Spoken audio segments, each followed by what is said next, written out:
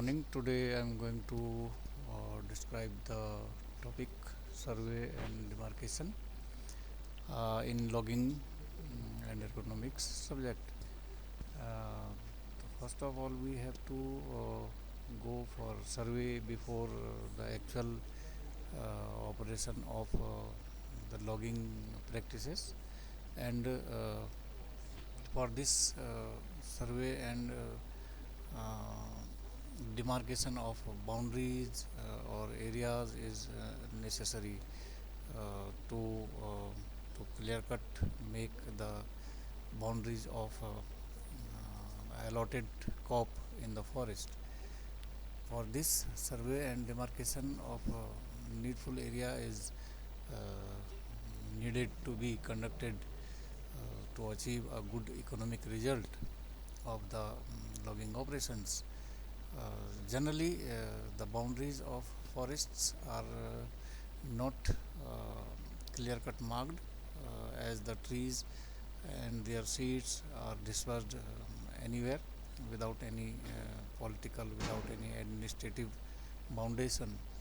So, it is necessary to locate the clear cut corners for allotted filling area.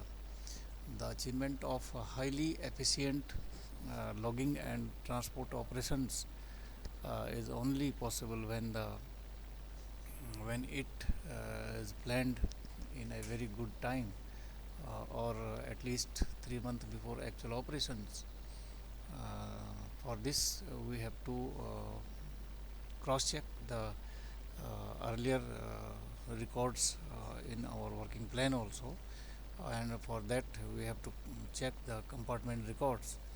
These records are generally prepared for various levels at various levels in the forest department, and those men having the information on the volume of timber of standing trees, the silvicultural operations those were conducted uh, during the years since its establishment. Logging plan is defined by determining how the timber on a given tract would be removed, and the logging plan is the blueprint for logging various logging operations.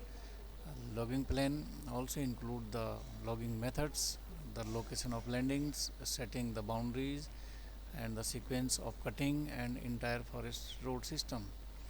Uh, it also include access roads.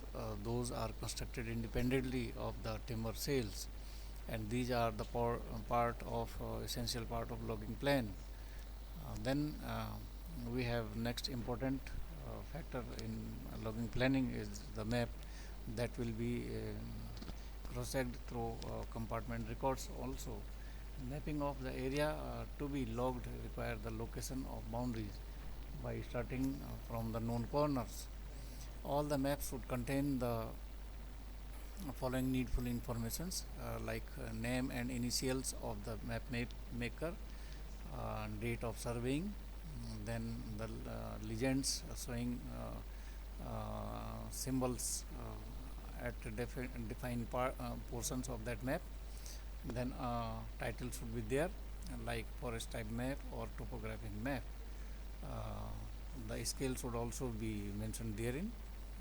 Scale means suppose we are showing 10 kilometer area by 1 millimeter or 1 centimeter likewise, or 1000 kilometer area by 1 centimeter or 1 millimeter likewise. That should be scale that must be mentioned in the map. In India, the conventional working plans are divided into two main parts. For this purpose, the first part deals with description of forest, and second part is about the layout with detailed prescriptions for future management practices of forests over the fixed period of years like 5 year, 10 year working plans are worked accordingly.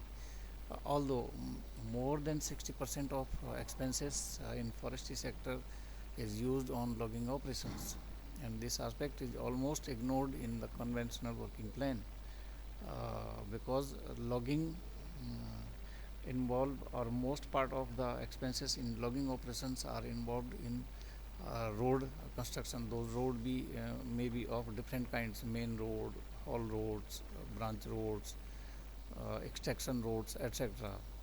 Then we move to next portion of this topic, and here the plan of logging operations, how the logging operations are planned, and there are several steps for this purpose.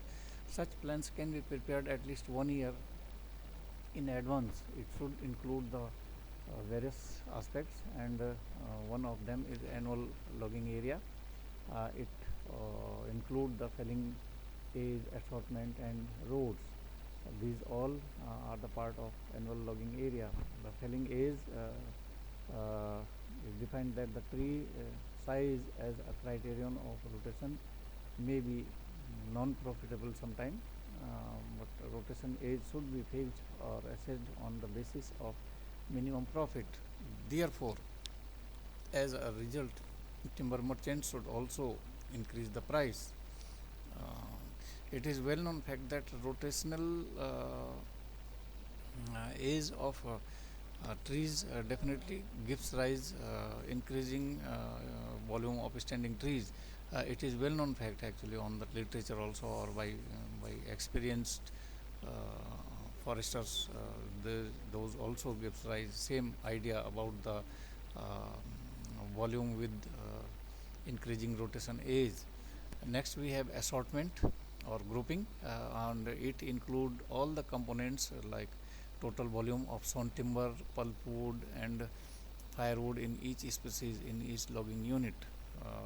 The conversion in a tree is to be extended towards its top until the cost of conversion and transport charges of the cost price equals the sale price. Uh, Here we mean to say that the conversion of any tree must be started from the bottom portion of those trees, felled trees, and it will have maximum revenue and maximum timber at from the bottom. Then, as we know, the trees are tapered towards the top, and we will have maximum return from those loggings.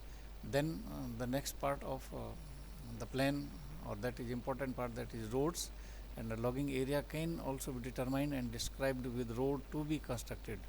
Temporary roads are formed in annual logging area and cost to be taken as direct logging cost. The cost of permanent road to be considered as an investment, that could be the permanent asset actually, or it is not being practiced on regular basis. Once we have prepared or constructed the permanent roads, then their repairs are need for next felling times, or that's why branch road or haul roads or extraction roads are constructed as for the needs during any felling operations. Then we have logging systems in logging plan, and that these are termed according to the either the form in which wood is transported, or the method of felling, or sometime equipments used, or sometime both are combined to describe any logging system. The first of them is shortwood system, or here in this system all the operations are carried out at the site, and converted timber is transported to the market. This system is commonly used for bigger sized trees, wherein we cannot transport the whole tree or whole felled tree at once. It should be converted into appropriate size or appropriate weights also. Then we have tree length system, or here in this case felling and limbing is done at the site, and further operations are carried out either at sawmill or in the industries as per the need of appropriate size or demand of the market.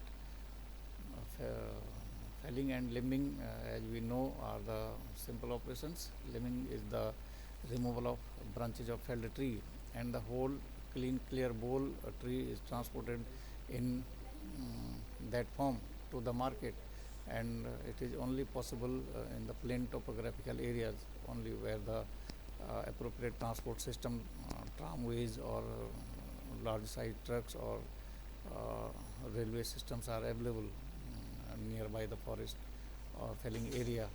Next, we have full or whole tree system, and this in this system felled trees are transported as such to the sawmills or industries for further operations. And this operation or this method is applicable in sandalwood or acacia catechu or some other species also, where the each part of that felled tree is important. In this system, entire tree along with the root system are transported to the clearing site or clearing depots. Next, we have next part of this logging planning is equipments and necessary investment. Arrangement of these things are also the important part of the logging planning. The details of planning and harvesting operations should be worked in accordance with the available financial resources, and various tools and equipments for felling and conversion should be made available or priorly arranged along with loading unloading devices. These all are pre assured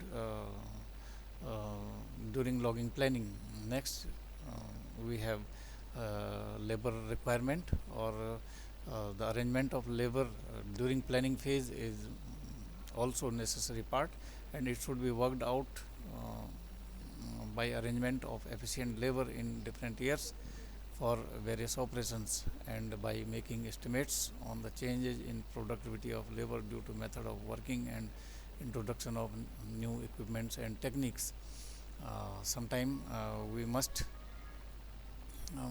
hire or assure the arrangement of labor as per the changing changing conditions, like invention of new equipments or techniques, or sometime laborers are get tired, or sometime they are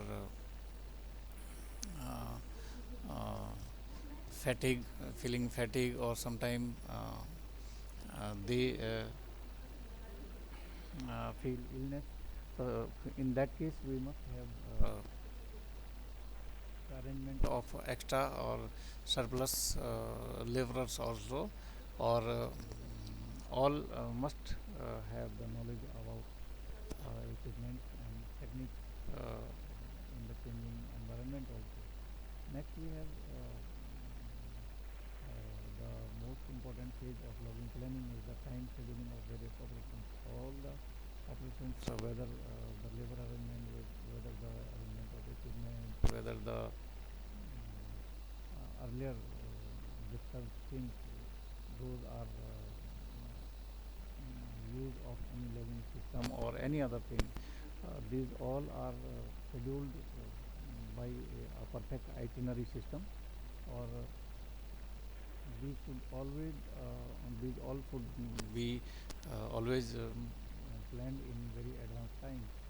So operations like determination of annual logging area, primary network of roads, location of plants, etc., are to be plotted in the field 1 year ahead of actual working.